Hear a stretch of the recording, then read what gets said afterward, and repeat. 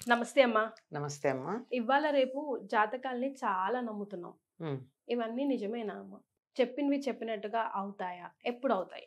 జ్యోతిష్ శాస్త్రం అంతా చెప్పిన తర్వాత జ్యోతిష్ శాస్త్రం అన్నది అంతరిక్షంలో ఉండే జ్యోతి అంటే వెలుగు కదా, అంతరిక్షంలో ఉండే వెలుగుల గురించి చెప్పేటటువంటి శాస్త్రం. దాని యొక్క ప్రభావం భూమండలంలో ఉన్న జీవులందరి మీద ఉంటుంది. అంతరిక్షంలో 100%. అంతా ఉంటుందా ప్రభావం ఉంటుంది. దాని గురించి చెప్పేటటువంటిది, ఆ ప్రభావాల గురించి చెప్పేది ఉన్నది ఉన్నట్టుగా జరుగుతుంది కానీ, మరి ఫలితాంశాల గురించి చెప్తారే, రేపొద్దున నీకు లాటరీ తగులుతుంది అని చెప్పేది కానీ, హ్మ్.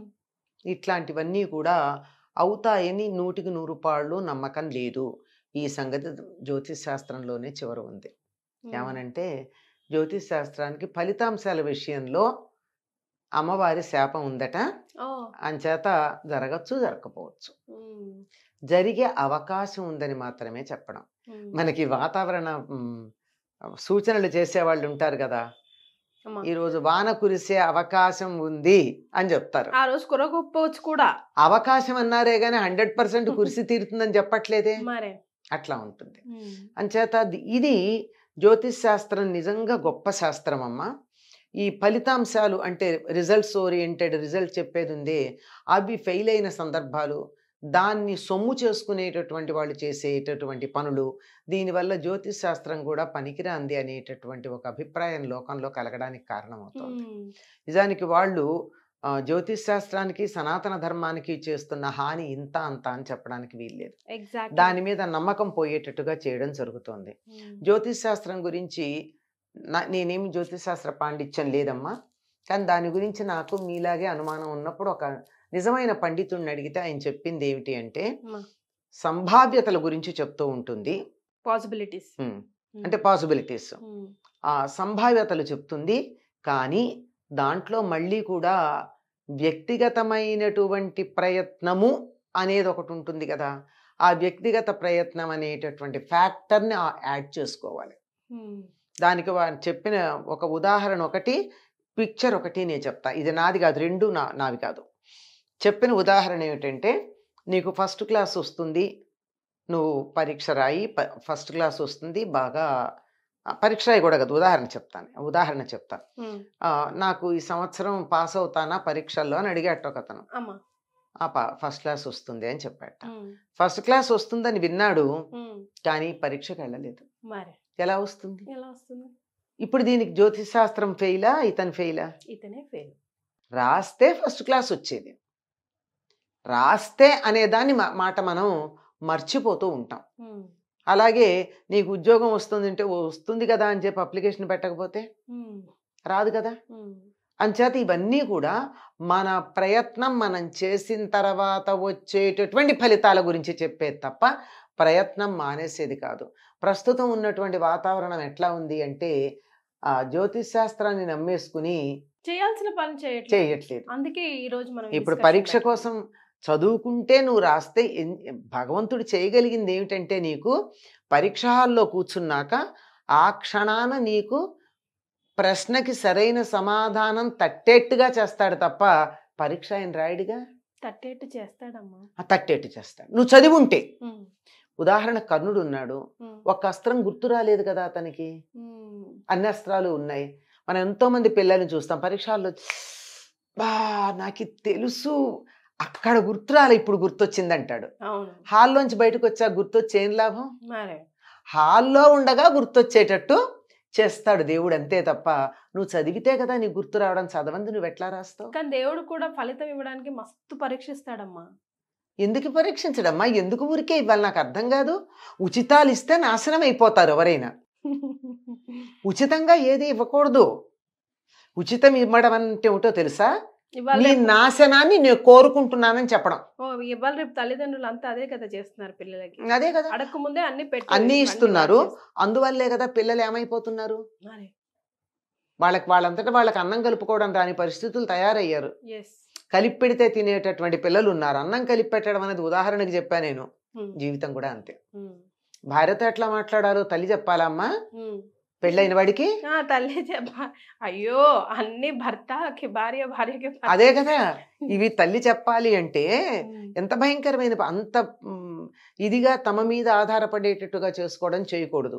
కనుక నువ్వు నీ కృషి చేస్తే ఏ ఫలితం వస్తుందని చెప్పేదే తప్ప నేను అప్లికేషనే పెట్టను, నాకు జాతకంలో నాకు ఇది ఉంది అనుకుంటే ఎట్లా వస్తుంది? రాదు. రెండోది, ఇదన్నిటికన్నా ప్రధానమైనది అయితే అసలు ముఖ్యమైనది ఇంకోటి ఉంది. మీ జాతకం కరెక్ట్గా చెప్తూ ఉంటే మీకు కరెక్ట్ టైం ఎవరు చూసారు? మీకు కరెక్ట్ టైం చూసారా? ఐఎస్టీ కరెక్టేనా?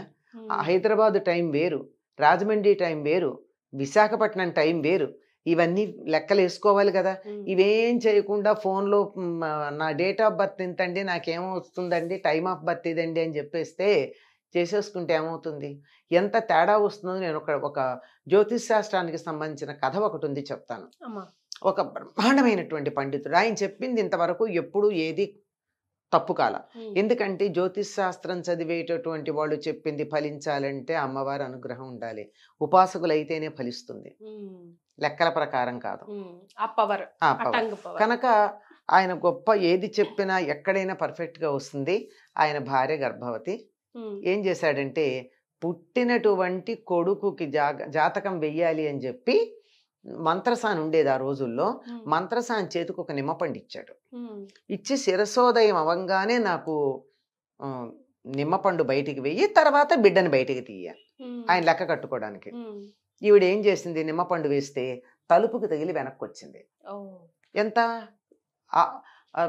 5 or 6 seconds. అప్పుడు దాన్ని బయటికి వేసింది. బయటికి వేస్తే ఆయన టైం చూసుకున్నాడు, అక్కడి నుంచి అక్కడ వెళ్ళిపోయాడు. ఏమిటంటే దాని ప్రకారం పుట్టబోయే శిశువు ఇల్లీగల్ సంతానం. 5 seconds 10 seconds డిఫరెన్స్. ఇంత జాగ్రత్తగా ఉండాలి. ఇదే కరెక్ట్గా గనక అయినట్టయితే ఇదే క్షణాన కొన్ని వేల మంది, లక్షల మంది పుడతారు ప్రపంచంలో. అందరి జీవితాలు ఒకలా ఉన్నాయా? మీ జీవితం యొక్క ప్రభావం ఎవరి మీద ఆధారపడి ఉంటుంది? మీ ఒక్కళ్ళ మీదే కాదు, మీతో ఉన్నటువంటి అందరి మీద ఆధారపడి ఉంటుంది. తల్లిదండ్రులు, అన్నదమ్ములు, అక్క చెల్లెళ్ళు, పెళ్ళైతే భార్య, వీళ్ళందరి మీద ఆధారపడి ఉంటుంది, రుణబంధం కాబట్టి. వీళ్ళందరి మీద. ఇప్పుడు నేను ఒక సంగతి చెప్తాను, ప్రాక్టికల్గా జరిగిన సంగతి ఇది. ఒక ఆయనకి ఒక పెద్ద ఆయన జాతకం ప్రకారం ఫలానా సంవత్సరంలో చనిపోవాలి, కరెక్టే అది. ఆయన చనిపోలా. ఎందుకు జరగలేదు అంటే వారికి సంతానం లేకపోతే ఒక అబ్బాయిని పెంచుకున్నారు శాస్త్రోక్తంగా. పెంచుకుంటే అతనికి కర్మ చేసే యోగం రాలేదు, అందువల్ల ఈయన చనిపోలే అంటుంటుంది.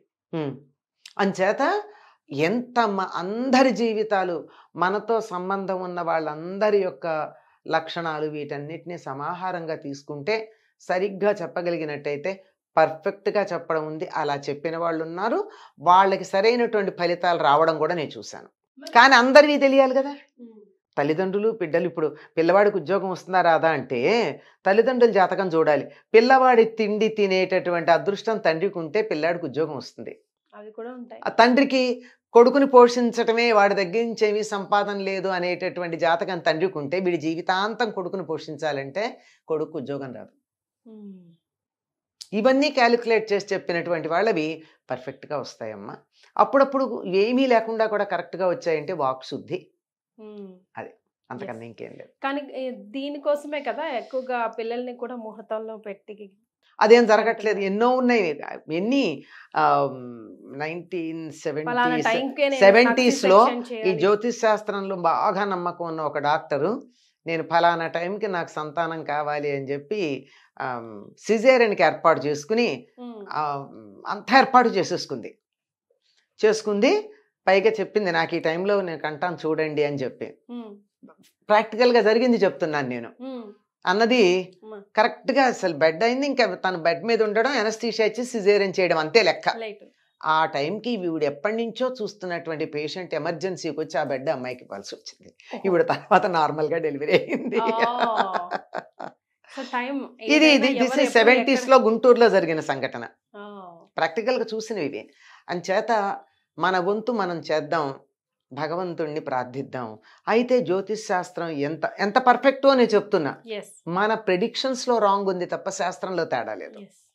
కానీ జ్యోతిష్ శాస్త్రం పర్ఫెక్ట్ అమ్మా. జ్యోతి అంటే వెలుగు. మన జీవితం ఎటు వెళ్ళాలి అన్న దాన్ని మనకు మార్గదర్శనానికి పనికొస్తుంది.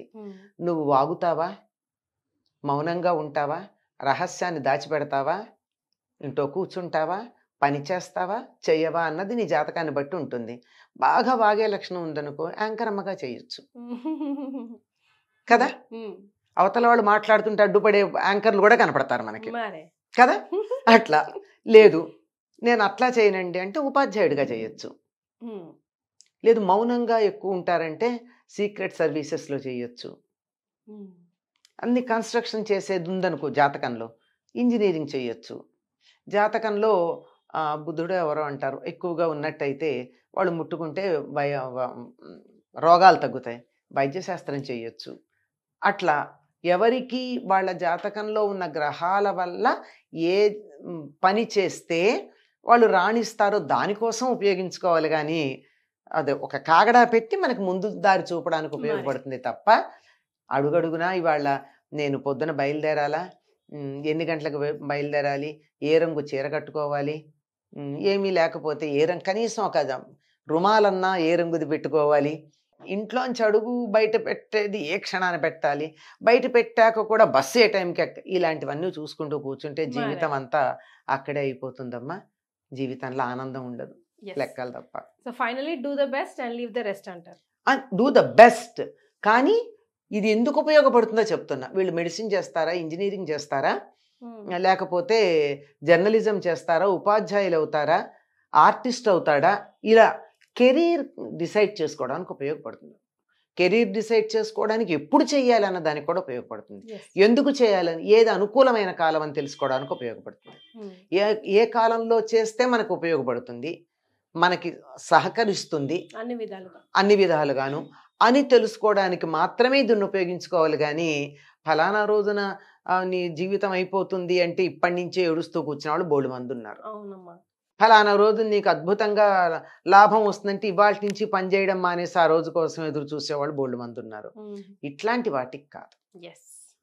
జ్యోతిష్ శాస్త్ర ప్రయోజనం వేరుంది, అది తెలుసుకొని నడవాలి. Right, thank you so much.